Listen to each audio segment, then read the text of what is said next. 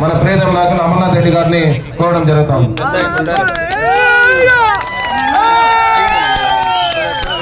అదేవిధంగా పెద్దలు పాపలతం గ్రామ పెద్దలు కృష్ణనాయుడు గారిని పార్టీలకు సగర్వంగా ఆహ్వానిస్తున్నాం. అదేవిధంగా నెల్లిపట్ల గ్రామ సర్పంచ్ శ్యామప్ప గారిని సగర్వంగా పార్టీలోకి ఆహ్వానిస్తున్నాం. మంచు ఇక్కడ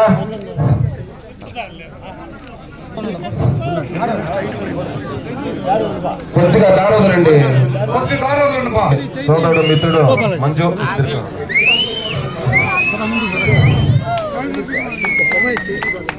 అదేవిధంగా విలువ బాలాజీ కదా,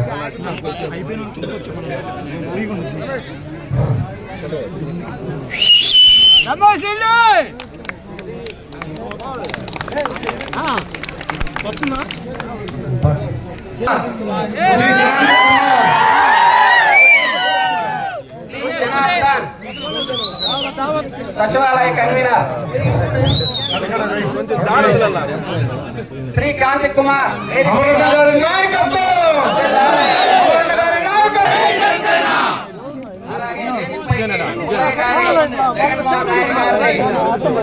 కిషోర్ గారిని ఎన్నో కప్పి పార్టీలో ఆహ్వానించవలసిందిగా కోరుతున్నాం. హలో క్రాంతి కుమార్ వాలంటీర్ చిరంజీవి గారిని వేదికపైకి రావాల్సిందిగా కోరుతున్నాం. Volunteer Chiranjeevi, K Rajasekhar, P Prithviraj, Kokala Prithviraj, G Chiranjeevi, Nandakishore, Sigarala Kishore బాబుని వేదికపైకి ఆహ్వానిస్తున్నాం. కిషోర్ బాబు, డి పవన్, కె శెట్టి నాగరాజు గారిని వేదికపైకి ఆహ్వానిస్తున్నాం. కె శెట్టి నాగరాజు కల్పించవలసిందిగా కొద్ది వెనకాల జరగవలసిందిగా మరీ కోరుతున్నాం. టైం అవుతుంది, మీరు ఒకరి పిల్లలు ఎవరు? ఓకే సార్, కొంచెం ఉన్నా అట్లా ఉండి సార్, అట్లా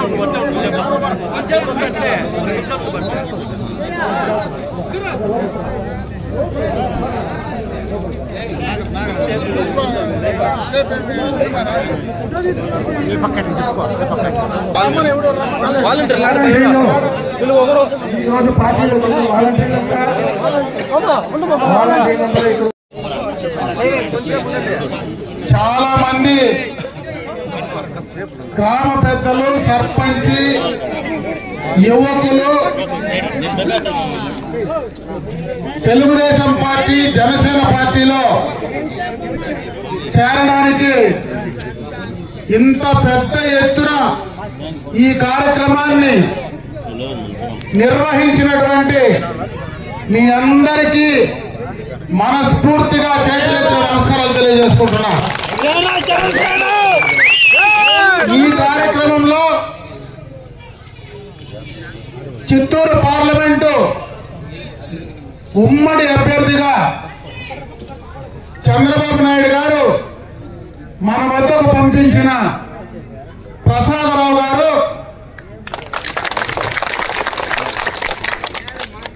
వీరు ఐఆర్ఎస్ ఇన్కమ్ ట్యాక్స్ డిపార్ట్మెంట్ లో పెద్ద ఉద్యోగంలో ఉండి వాలంటరీ రిటైర్మెంట్ తీసుకొని ఈరోజు ఈ ప్రాంతంలో మన వద్దకు రావడం, రేపు పార్లమెంట్ లో చదువుకున్నటువంటి వ్యక్తిగా మరి ఢిల్లీలో కానీ రాష్ట్రంలో కానీ ఐఏఎస్ లో, ఐపీఎస్ లో, ఐఆర్ఎస్ లతో మంచి సంబంధాలు కలిగి రేపు మనకు కావలసినటువంటి కార్యక్రమాలు ఢిల్లీలో కానీ ఆంధ్ర రాష్ట్రంలో కానీ చేయడానికి ఒక మంచి చదువుకున్నటువంటి వ్యక్తిని మన వద్దకు పంపించినటువంటి చంద్రబాబు నాయుడు గారికి, పవన్ కళ్యాణ్ గారికి మనస్ఫూర్తిగా కృతజ్ఞతలు తెలియజేసుకుంటున్నారు.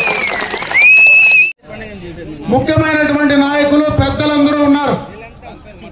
వారందరికీ ఎందుకంటే పేరు పేరున చాలా మంది ముఖ్యమైనటువంటి నాయకత్వం ఉంది కాబట్టి వాళ్ళందరికీ పేరు పేరున, ముఖ్యంగా ఈరోజు పార్టీలో చేసినటువంటి కీర్తిశేషులు రాజన్న గారు, ఆయన కుమారుడు గోవర్ధన్ గారు ఈరోజు పార్టీలోకి రావడం, అది కూడా రాజన్న గారి చనిపోయినటువంటి రోజు ఈ కార్యక్రమం అనుకోకుండా జరగడం చాలా నిజంగా కూడా ఆయన చేరడం చాలా సంతోషం.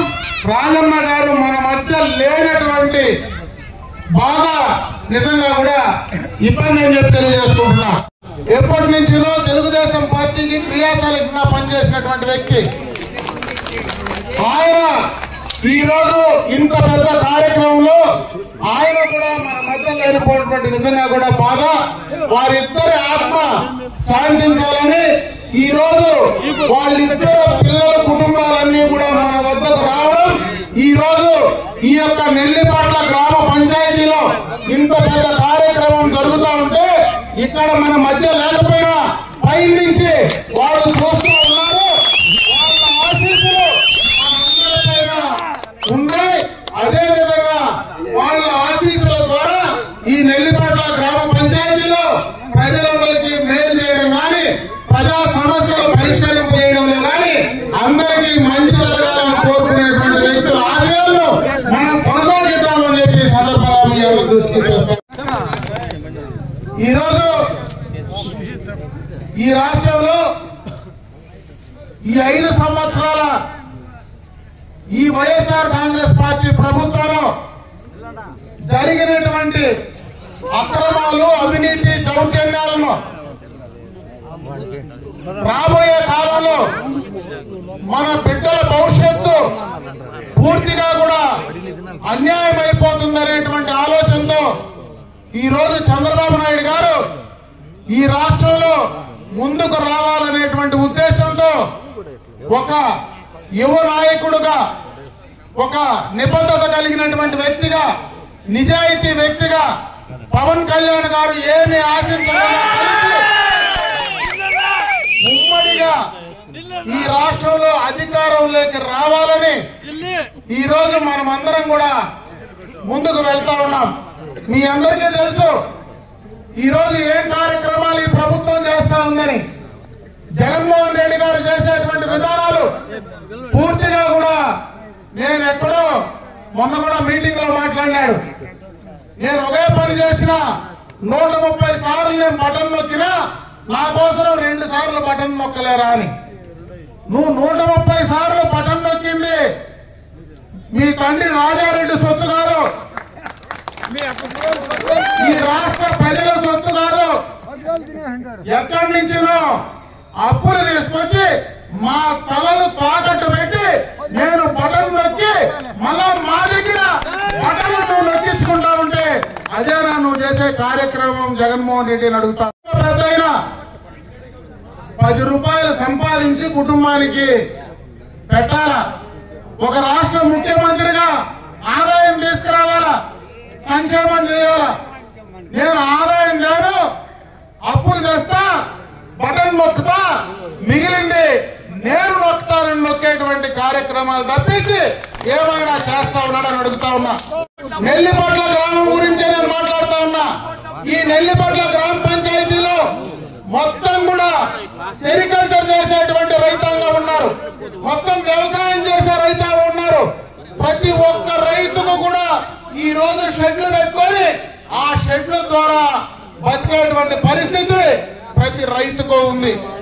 అటువంటి రైతులు ఉండేటువంటి ఈ ప్రాంతంలో ఈ 5 సంవత్సరాలుగా గత ప్రభుత్వంలో 1 కేజీకి 50 రూపాయలు ఇన్సెంటివ్ ఇస్తా ఉంటే నువ్వు కనీసం రైతుకు 5 సంవత్సరాల్లో 1 రూపాయి ఇచ్చినావా జగన్మోహన్ రెడ్డి అడుగుతా ఉన్నా. ఇస్తా ఉండ్రి, మందు కొట్టాలని సబ్సిడీ ఇస్తా ఉండ్రి, ఫార్మ్ లైన్ కి సబ్సిడీ ఇస్తా ఉండ్రి, చంద్రంగులకు సబ్సిడీ ఇస్తా ఉండ్రి, డ్రిప్ ఇరిగేషన్ సబ్సిడీ ఇస్తా ఉండ్రి. నువ్వు ఈ 5 సంవత్సరాల్లో 1 రూపాయి ఇవ్వకుండా నేను బటన్ నొక్తా అంటే నీ బటన్ అడిగిపోయిందో చెప్పగలవా జగన్మోహన్ రెడ్డి? రైతుల గురించి అడుగుతా. అదే కాదు, అన్ని రకాలుగా ఈ రోజు బిడ్డల భవిష్యత్తు ఉంది. పిల్లలు మన భవిష్యత్తు, మన భావి తరాలు. ఈ రోజు కొత్తగా ఓట్లు వచ్చిన వాళ్ళు కావచ్చు, 18 నుంచి 30 సంవత్సరాల లోపల ఉండేటువంటి యువకులు ఉన్నారు. ఈ రోజు కనీసం ఈ రాష్ట్రంలో జగన్మోహన్ రెడ్డి పేరు చెప్తే ఒక్క రూపాయి అయినా ఈ రాష్ట్రంలో పెట్టుబడి పెట్టే పరిస్థితి ఉందని అడుగుతా ఉన్నా. ఈ రాష్ట్ర విభజన కాకముందు మనమందరం కూడా విభజన వస్తే మన బిడ్డల భవిష్యత్తు నాశనం అయిపోతుందని 9 నెలలు ఇటువంటి గ్రామాల్లో మనమందరం కూడా ఆ రోజు ధర్నాలు చేశాం, రోడ్లకు అడ్డం పడ్డాం, మరి ఈ బస్సులు రానియకుండా నిలబడ్డాం. అయితే దురదృష్టం రాష్ట్ర విభజన అయింది. విభజన అయిన తర్వాత మరి ఆ రోజు చంద్రబాబు నాయుడు గారు ముఖ్యమంత్రి అయితే 5 సంవత్సరాల్లో ఎన్నో పెట్టుబడులు తీసుకొచ్చారు. ఈ రాష్ట్రానికి ఒక రాజధాని తీసుకురావాలనుకున్నాడు. పోలవరాన్ని కంప్లీట్ చేసి దాదాపు 70% పూర్తి చేశాడు. నేను అడుగుతా ఉన్నా, జగన్మోహన్ రెడ్డి నువ్వు 5 సంవత్సరాల్లో ఈ రాజధాని కట్టలేకుండా 3 రాజధానులు 5 రాజధానులని ఈ రోజు మళ్ళా వైజాగ్ రాజధాని అంటే నీకు సిగ్గన్నా లేదా? రాజధాని కట్టలేనటువంటి దౌర్భాగ్యపు ముఖ్యమంత్రిగా భారతదేశ చరిత్రలో ఒక తలలోని మొండాన్ని 5 సంవత్సరాలు నువ్వు పాలించినటువంటి నీకు సిద్ధంగా ఉండే చెప్పుకోవడానికి జగన్మోహన్ రెడ్డిని అడుగుతావు. అప్పుడే చెప్పారు అంద్రినీవా కాలువ. మొన్న కూడా జగన్మోహన్ రెడ్డి పాపం వచ్చి కుప్పం కాడ ఒక నెల మీద గేట్లు ఎత్తినాడు, మరుసటి రోజు నీళ్లు వెళ్ళిపోయినాయంట.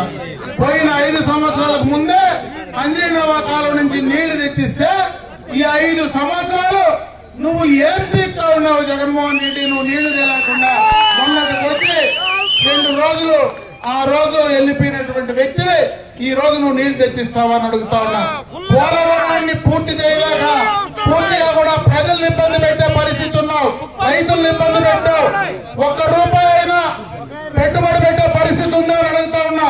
చంద్రబాబు నాయుడు బ్రాండ్ ఇమేజ్ తో ఒక పెద్ద ఎఫ్డిఐ ఈ రాష్ట్రంలో కియా లాంటి ఇండస్ట్రీ మనం తీసుకొస్తే నువ్వు ఈ జిల్లాలో అమర్రాజా ఇండస్ట్రీస్ ఉంటే దాన్ని 9,000 కోట్ల రూపాయలు ఎక్స్పాన్షన్ పెట్టుబడి పెడితే వాళ్ళను కూడా బెదిరించి తెలంగాణకు పంపించినటువంటి దౌర్భాగ్య ముఖ్యమంత్రిగా చరిత్రలో నిలిచిపోలేదా జగన్మోహన్ రెడ్డిని అడుగుతా ఉన్నా. అంటే అటు రైతులకు న్యాయం చేయవు, ఇటు యువకులకు న్యాయం చేయవు. ఈ రోజు ఎస్సీ ఎస్టీ బీసీ మైనారిటీలు ఉన్నారు, వాళ్ళకన్నా న్యాయం చేస్తానంటే వాళ్ళందరికీ కనీసం వాళ్ళ కార్పొరేషన్లలో 1 రూపాయి అయినా డబ్బు వచ్చే పరిస్థితి ఉందా జగన్మోహన్ రెడ్డిని అడుగుతా. పూర్తిగా కూడా అందరినీ రైతులు, అదేవిధంగా వ్యాపారస్తులను, ఉద్యోగస్తులను అందరినీ మోసం చేసినటువంటి జగన్మోహన్ రెడ్డి రేపు మళ్ళా అధికారం కోసం సిద్ధం సభలు పెడతా ఉన్నాడు. ఆ సభలో ఒక సిద్ధం సభ పెడితే ఈయన పావిల్లో సిద్ధం సభ చెప్తే పలనాడు నుంచి మనుషులు తోలేదంట. ఇది ఎక్కడ పెట్టారు? ఈయన మదనపల్లిలో మీటింగ్ పెడితే అనంతపూర్ నుంచి జనాలు వచ్చి బస్సుల నుంచి వచ్చి తోలేదంట. కనీసం ఆ ఊర్లో మనుషులను కూడా పిలుచుకోలేనటువంటి జగన్మోహన్ రెడ్డి ఈ రాష్ట్రం ముఖ్యమంత్రిగా నువ్వు ఏం చేస్తావో ప్రజలకు ఏం చెప్తావో అర్థమవుతుందా జగన్మోహన్ రెడ్డి అడుగుతున్నా.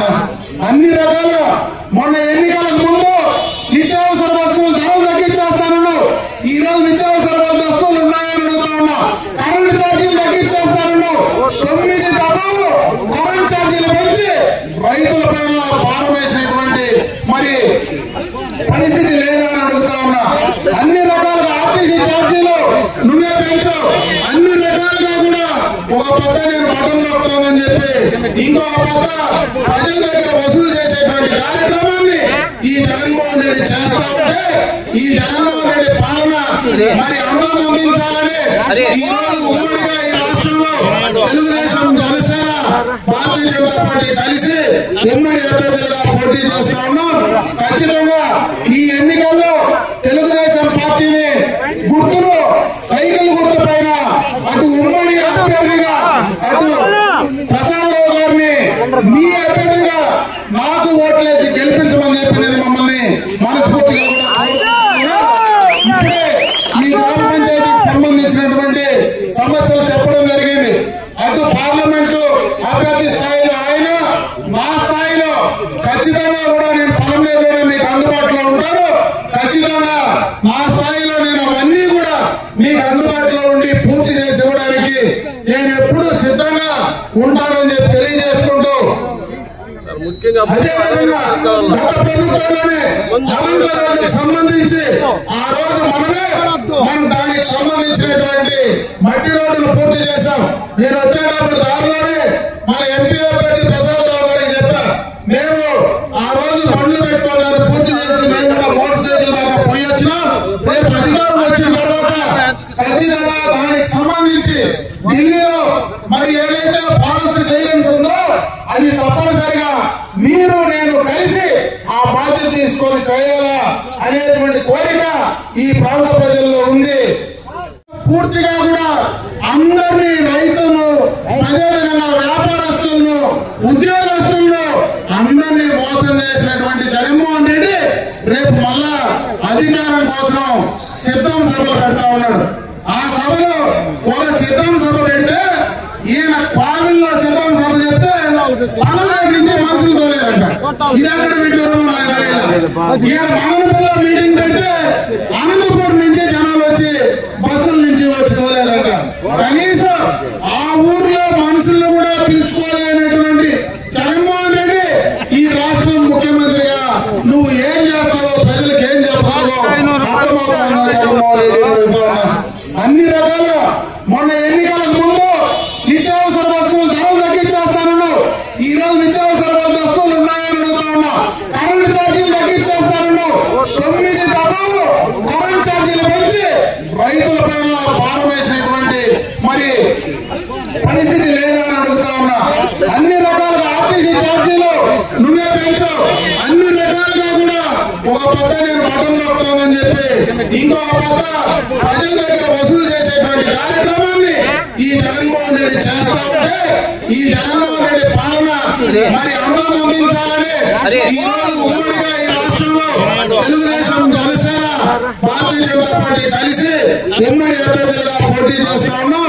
ఖచ్చితంగా ఈ ఎన్నికల్లో తెలుగుదేశం పార్టీని గుర్తులు సైకిల్ గుర్తు పైన అటు ఉమ్మడి అభ్యర్థిగా అటు ప్రసాదరావు గారిని మీ అభ్యర్థిగా నాకు ఓట్లేసి గెలిపించమని చెప్పి నేను మమ్మల్ని మనస్ఫూర్తిగా ఇప్పుడే ఈ గ్రామ పంచాయతీకి సంబంధించినటువంటి సమస్యలు చెప్పడం జరిగింది.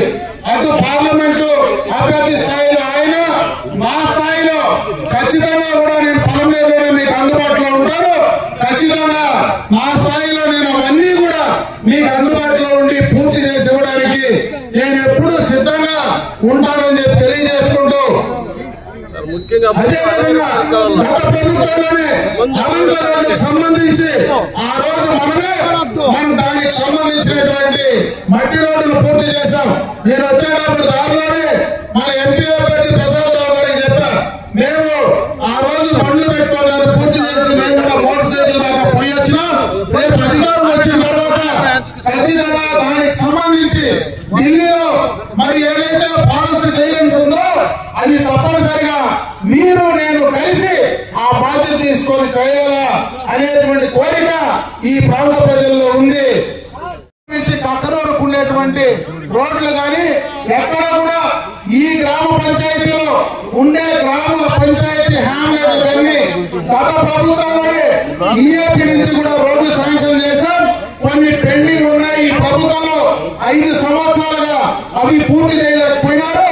రేపు మన ఉమ్మడి ప్రభుత్వం అధికారంలోకి వచ్చిన వెంటనే మరి ఆ గ్రామానికి సంబంధించినటువంటి రోడ్ల సౌకర్యం కానీ అదేవిధంగా హౌసింగ్ సంబంధించినటువంటి కార్యక్రమం కానీ ఎన్నిపాటి నుంచి చిత్తలు కొట్టుకునేటువంటి రోడ్లు కానీ అవన్నీ రోడ్డు సౌకర్యాలన్నీ కూడా కంప్లీట్ చేసేటువంటి బాధ్యత తప్పనిసరిగా కూడా తీసుకొని పూర్తి చేస్తామని చెప్పి తెలియజేసుకుంటూ ఈ రోజు పార్టీలో చేరిన మిమ్మల్ని అందరినీ కూడా మనస్ఫూర్తిగా పార్టీలకు ఆహ్వానిస్తూ మీరందరూ కూడా పార్టీ సభ్యులుగా రాబోయే కాలంలో మీ అందరికీ తెలుగుదేశం పార్టీ అండగా ఉంటుంది.